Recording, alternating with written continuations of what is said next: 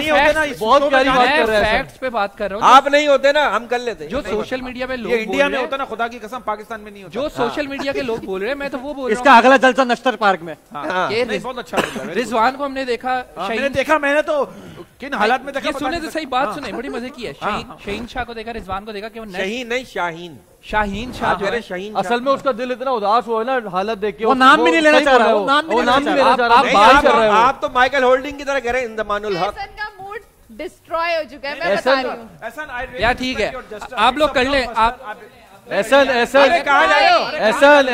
कोई मसला निकल लें। अरे इधर आ मेरे, आप हो इधर आ मेरे पिस्ता बच्चा। अच्छा वो कह रहा है आप शो कर ले, मैं कुछ और करने जा रहा हूं। यार देखियो, बात बिल्कुल सही कर रहा था, जेन्युइन बात कर रहा था। आप लास्ट टाइम पहले मेरे अगेंस्ट थे उस्मी भाई, अभी आप एहसन के अगेंस्ट हैं।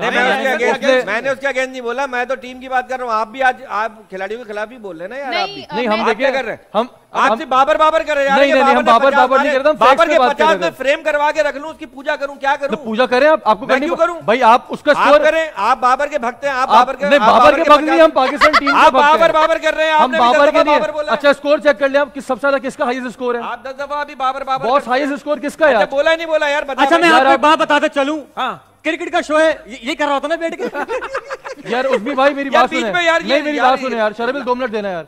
आज सबसे हाईएस्ट स्कोर किसका है पाकिस्तान टीम में?